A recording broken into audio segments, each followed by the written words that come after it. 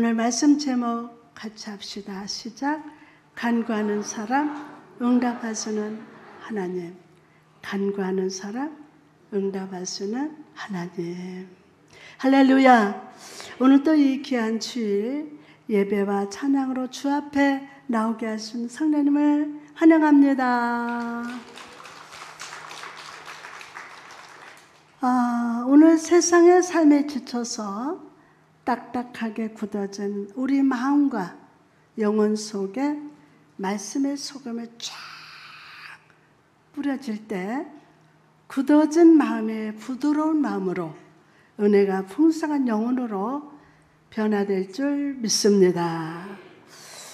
태평양을 횡단하던 중 파선지에서 20일간이나 뗏목을 타고 표류하다가 극적으로 구조된 사람이 있었습니다. 바로 에디 베이커 선장과 그 두 선원이었습니다. 그들이 가장 견디기 힘들었던 것은 뜨거운 태양과 목마름, 밤의 추위와 날카로운 이빨로 공격하는 상어들이었습니다. 며칠 후 거의 죽을 지경까지 이르렀습니다. 그러나 베이커 선장은요, 물 가운데로 지날 때 물이 침몰하지 못하고 불 가운데로 지나갈지라도 불이 거스르지 못하게 하시는 사랑의 하나님을 조금도 의심하지 않았습니다. 그는 하나님의 사랑과 보호하신 그리고 기도의 능력을 믿고 하나님께 계속 기도로 매달렸습니다. 드디어 하나님의 응답이 있었습니다. 하루는 갈매기가 날아와서 선장의 머리 위에 앉았습니다.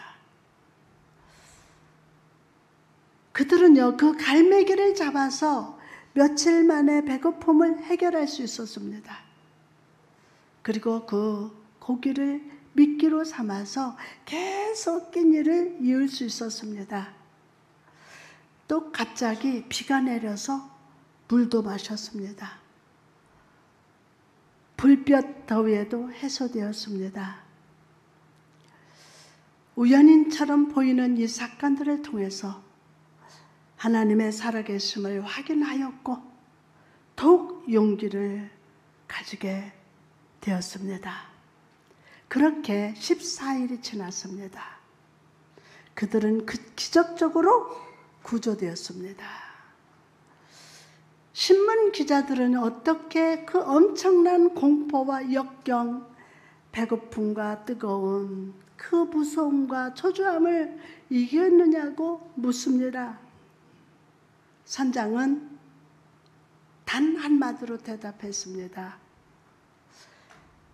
우리는 하나님께 믿음으로 기도했습니다. 우리는 하나님께 믿음으로 기도했습니다. 그리고 하나님은 응답하셨습니다. 여러분, 우리 인생이라는 항해 속에서도 공포와 역경, 배고픔과 초조함을 경험할 때가 있습니다. 그럴 때 여러분은 어떻게 기도하십니까? 오늘 본문 속에서 아브라함은 그의 삶에 찾아오신 하나님께 간절히 기도하고 있었습니다. 그리고 하나님은요, 그의 기도에 응답하고 계심을 봅니다. 이 모습 속에서 우리는 하나님께 응답받는 기도, 그 기도의 자세는 무엇인지 그 지혜를 발견합니다. 그럼 하나님께 응답받는 기도의 특징은 무엇일까요?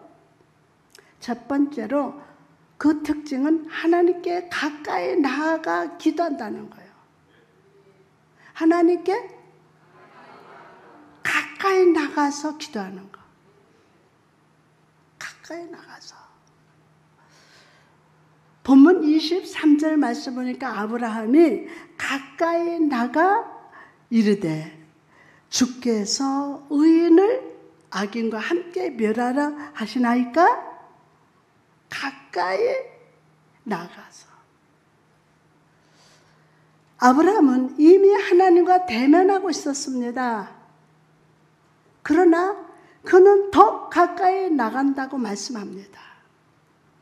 이것은 그가 여호와 하나님과 매우 친밀했다는 뜻이요, 소돔성을 위해서 간구하여 확신한 응답을 얻기 위한 간절함을 보여주는 것입니다. 여러분, 우리는 이 예배 자리에서 하나님의 임재를, 하나님을 바라보고 있습니다. 하나님의 임재를, 하나님을 바라보고 있어요.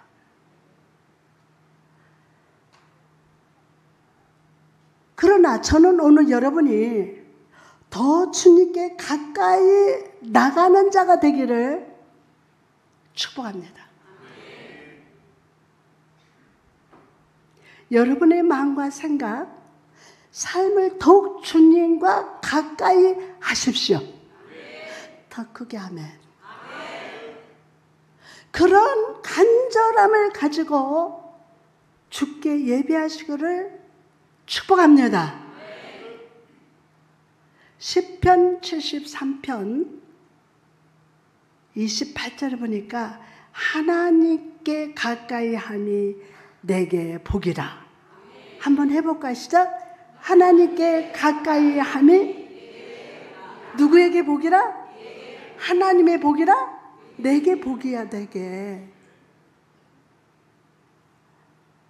탈무드에 보면요, 인생에 대해서 이렇게 표현하고 있습니다. 한 살은 임금님이라고 합니다. 한 살. 모두가 왕을 모시듯이 달래고 비율을 맞추기 때문입니다. 18살은 말이라고 합니다. 크게 자라서 자기 힘이나 재능을 남에게 과시하는 나이이기 때문입니다. 결혼하면 당나귀입니다. 결혼하면 뭐라고요? 당나귀. 가정이라는 무거운 짐을 지고 앞으로 걸어가지 않으면 안 되기 때문입니다. 중년에는 개와 같다고 합니다. 여기 중년 손 들어봐요. 중년은 뭐 같다고요? 개와 같다고 합니다. 가족을 먹여 살리기 위해서 윗사람에게 꼬리를 치고 온갖 아부를 떨지 않으면 살 수 없기 때문입니다. 그리고 노년에는 원숭이라고 합니다. 원숭이. 늙어서는 어린이로 되돌아가서 모두의 사랑을 받기 원하지만 아무도 관심을 기울여주지 않기 때문입니다. 이 내용이 우리에게 알려주는 것이 무엇입니까? 내가 아무리 가정이라는 무거운 짐을 지고 당나귀처럼 걸어도, 내 가족을 위해서 개처럼 비굴하게 살아도 가족은 몰라준다는 것입니다. 머리가 휘어지는 노년에는 사람들의 따뜻한 관심 속에 살고 싶은데 아무도 거들떠보지도 않는다는 것입니다. 그렇습니다. 사람은 이처럼 외롭고 고독한 존재입니다.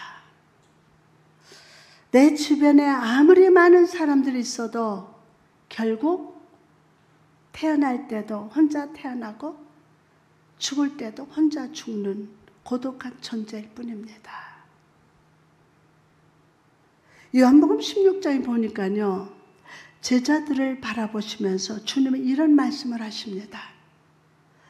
요한복음 16장 31절에서 32절 말씀에 예수께서 대답하시되 이제는 너희가 믿느냐?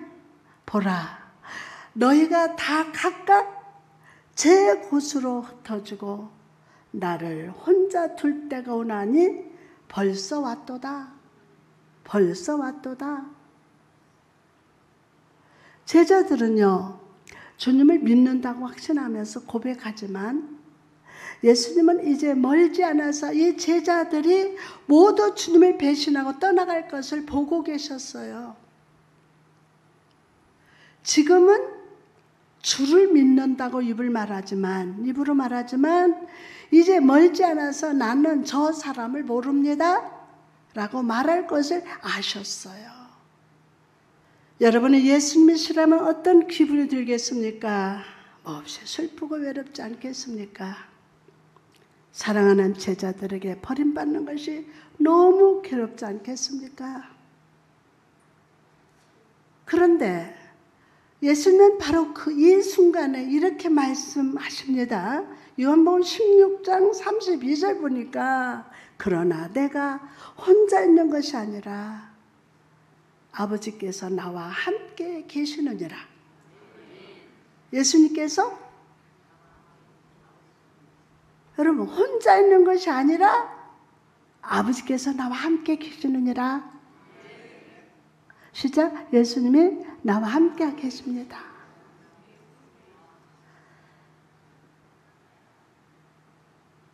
예수님은 사람들에게 버림받은 것을 아시면서도 두려워하지 않았습니다.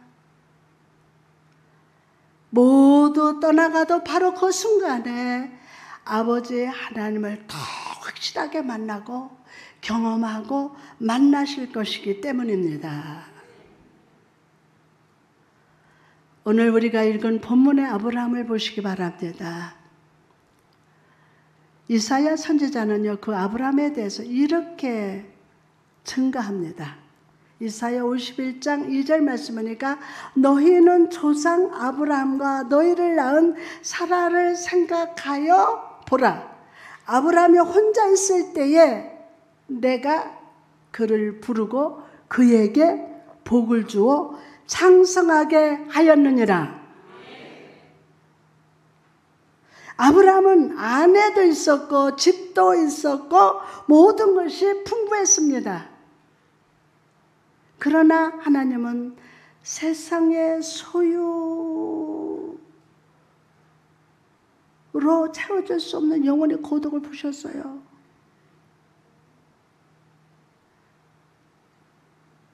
세상의 소유로 채워줄 수 없는 영혼의 고독.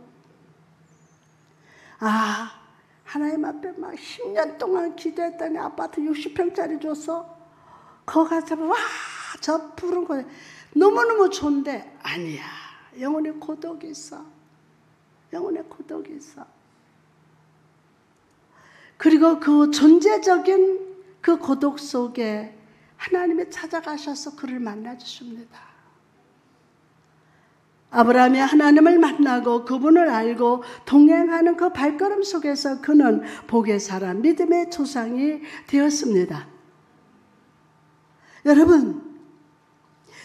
여러분이 정말 믿었던 사람이 나를 떠나갔습니까? 세상 것으로 채워줄 수 없는 고독을 느끼고 있으십니까? 아브라함이 하나님께 가까이 다가갔던 것처럼 오늘 여러분도 주께 가까이 나갑시다. 가까이.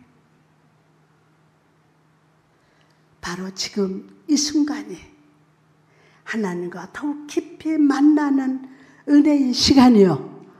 믿음의 깊이와 깊이 있는 기도를 드릴 수 있는 기회입니다.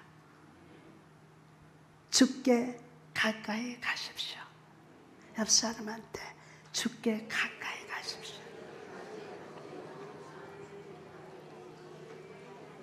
주를 만나십시오. 주를 알아가십시오. 할렐루야.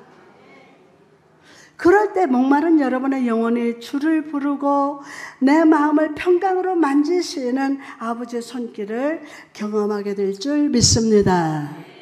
응답받는 기도의 특징 두 번째는요, 하나님이 온 세상의 심판자가 되심을 인정한다는 거예요. 인정한다는 거예요. 아브라함은 주께 가까이 나가 간구합니다. 본문 24절에서 25절 같이 했습니다. 시작.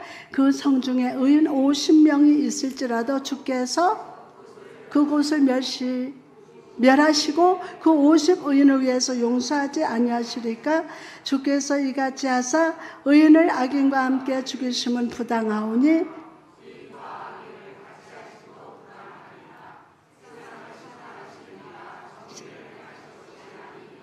아멘. 자, 처음에 아브라함은 50명의 의인이 있다면 이라는 가정으로 기도합니다. 어떤 신학자는요, 이것이 소돔 외에 인근의 4개의 성을 고모라와 아드마, 스보임과 소알에 적어도 10명씩의 의인을 살고 있을지라도 모른다는 추측에서 이런 기도를 드렸다고 하고, 또는 이런 작은 수의 의인이라도 있다면 하나님께서 심판을 멈추시고 긍휼히 여겨주실 자도 모른다는 기대감으로 이런 기도를 드렸다고 합니다. 그런데 25절을 보면 중요한 고백이 나와요. 세상을 심판하시는 이라고 고백합니다. 뭐를? 세상을 심판하시는 이라고 고백해요. 이 말의 원어를 보면요, 모든 그 땅의 심판자가 되어 있습니다. 심판자라고 되어 있어요. 이 당시 고대 근동의 사람들을 사는 지역마다 지역을 다스리는 신이 있었다고 믿었습니다. 그러나 아브라함에게 있어서 하나님은 한 지역을 다스리는 신이 아니었습니다. 그가 믿는 여호와 하나님은 온 세상을 다스리시는 주관자가 되시며 심판하시는 재판장이 되심을 고백하고 있는 것입니다. 이것은 그가 하나님과 교제하며 살면서 하나님을 알고 하나님에 대한 올바른 믿음이 그 내면에 있었기 때문이에요. 여러분, 이처럼 우리가 이 시간 말씀을 통하여 우리의 생각과 마음을 하나님께 복종시킬 때 우리 안에 하나님에 대한 올바른 이해와 믿음이 싹을 틔우고 점점 자라남을 믿으시기 바랍니다. 할렐루야. 그러면 그래서 어떤 상황과 환경 속에서도 내 스스로 판단하지 아니하고 하나님을 다스림을 받아서 판단함을 믿으시기 바랍니다. 여러분, 우리가 삶 속에서 어떤 문제와 염려를 만날 때 우리는 그 원인을 나름대로 찾습니다. 그렇죠? 그러나 외적인 원인을 찾으려고 집중한 나머지 내면의 깊은 영적인 원인을 놓쳐버릴 때가 있어요. 여러분, 삶의 문제 속에서 우리가 제일 먼저 살펴야 할 부분은 하나님과 나와의 관계가 온전한지를 살펴봐야 돼요. 하나님과 나와의 관계.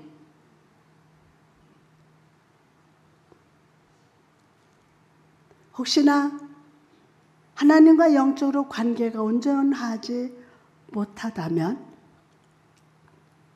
우리는 먼저 간절한 회개와 기도를 통해 우리만의 미스바로 나아가서 하나님과 관계를 회복해야 함을 믿으시기 바랍니다. 아무리 절망적인 상황이라 해도 하나님을 바라보면 회복이 나타나고 승리가 나타나게 되고 다시 일어설 수 있어요. 일어나라, 걸어라, 내가 새 힘을 주리니. 다 같이 일어나. 일어나 너 걸어라 내 너를 도우리. 너희는 먼저 그의 나라와 그의 의를 구하라 하셨습니다. 여러분의 삶을 하나님께 다스리게 하십시오. 하나님의 나를 다스려 주시다. 남편과 아내 되신 여러분, 가정 안에서 하나님의 말씀을 먼저 보고 그 말씀이 여러분의 가정을 다스리게 하십시오. 사업장에서, 직장에서, 여러분이 속한 어디에서든지 하나님의 말씀을 듣고 하나님 말씀에 여러분의 지경을 다스리게 하시기 바랍니다. 사업하는 우리 안숙사님 다 회사에 들어가면은 성경을 딱 펴놓고 읽고서 쓰는 거예요. 몇 장씩. 그러고 시작하는 거예요. 하나님 나를 다스려 주옵소서. 무엇보다 여러분의 마음을 하나님의 말씀이 다스리게 하시기 바랍니다. 뭐를? 여러분 마음을. 마음이라는 것이요, 참 요술방아지 같아. 방언이 이렇다 뱉다. 근데 하나님 우리 마음을 다스려 주세요. 우리 마음은 강한 바람이 파도를 일으키는 것 같아서 하루에도 수십 번씩 감정과 생각이 변해요. 안 변한 분만 아멘해. 변해요. 그러나 마음속에 하나님 말씀을 채우고 말씀으로 역사하시는 성령의 다스림을 받을 때 우리는 어떤 절망도 어떤 문제와 염려에 매이지 않고 오히려 다스릴 수 있음을 믿으시기 바랍니다. 할렐루야. 잊지 마십시오. 하나님께서 나를 다스리시면 여러분은 하나님의 권능으로 내 삶을, 환경을, 사람을, 사단의 계계를 다스릴 수 있습니다. 아멘. 다스릴 수 있어요. 여러분들은 아무리 친해도 그 사람의 종속이 되면 안 돼요. 그 사람에게 좌지우지 끌려다니면 안 돼요. 여러분 하나님께 다스림을 받을 자다. 아멘. 그러면 오늘 아브라함이 하나님은 온 땅의 심판자로 고백했듯이 하나님을 여러분의 삶의 통치자로 인정하십시오. 아멘. 그러면 그럴 때 여러분이 드려지는 모든 기도가 하나님 앞에 상달되며 상황을 다스리며 승리하는 삶을 살게 될 줄 믿습니다. 자, 마지막으로 응답받는 기도의 특징은 구원의 하나님을 의지하여 부르짖는다는 거예요. 어떤 하나님? 구원의 하나님을 의지하여 부르짖는 거예요. 삶을 바라보고 기도하는 사람 너무 많잖아요. 하나님 이거요. 우리 집에 이거요. 우리 남편이요. 우리 자식이요. 이거 놓고 기도하는 게 너무 많아요. 사업장을 붙들고 기도하는 거예요. 그러나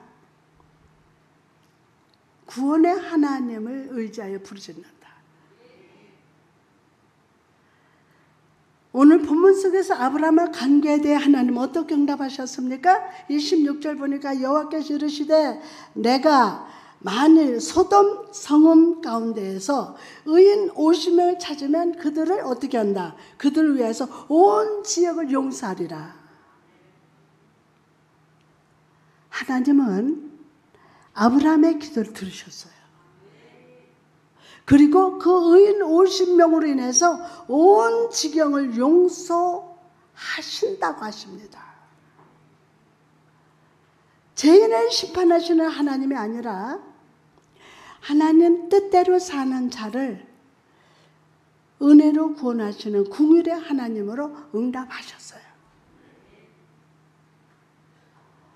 여러분, 여기서 우리는 하나님의 구원의 원리를 발견합니다. 하나님의 구원의 원리. 의인으로 인하여 악인도 구원에 동참하게 하신다는 거예요. 이 구원의 원리가 가장 분명하게 나타난 곳이 어디입니까? 바로 갈보리 언덕의 십자가예요.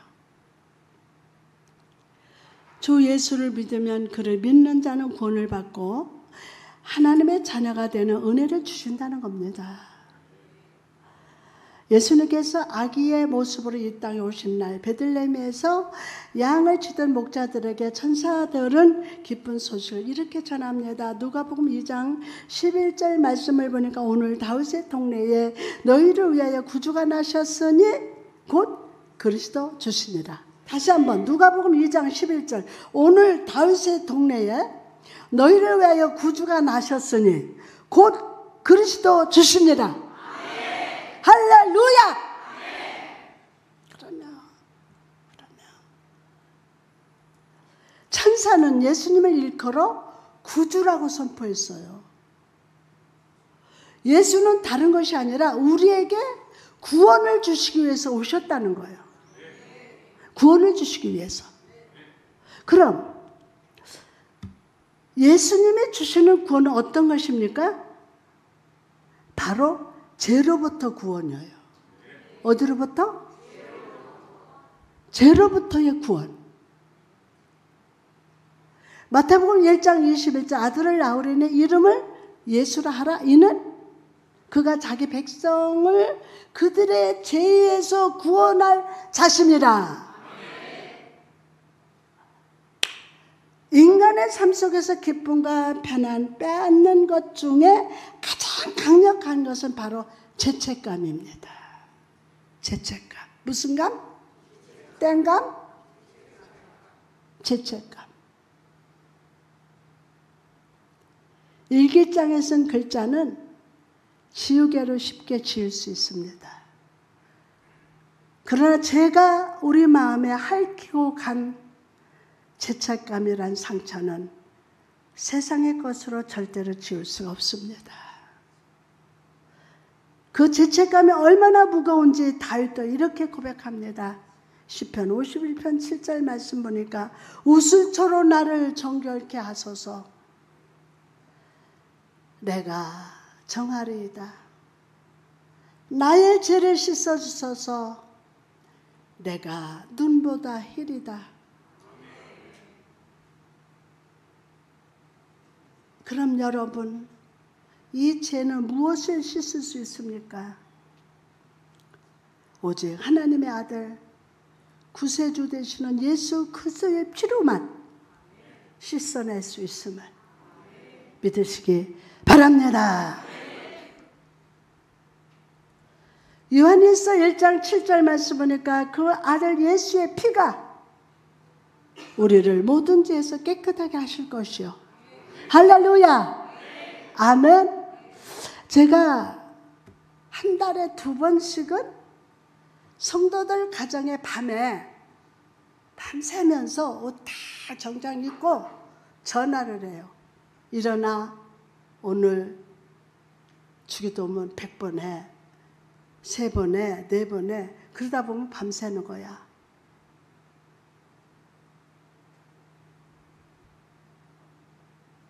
그때는 하나님께서 다 감동을 주시는 거예요. 일어나 기도해라. 일어나 주기도문 해라. 자는 사람들은 다 깨는 거야. 다 깨는 거야. 그냥 전화로 막 신방하는 거예요.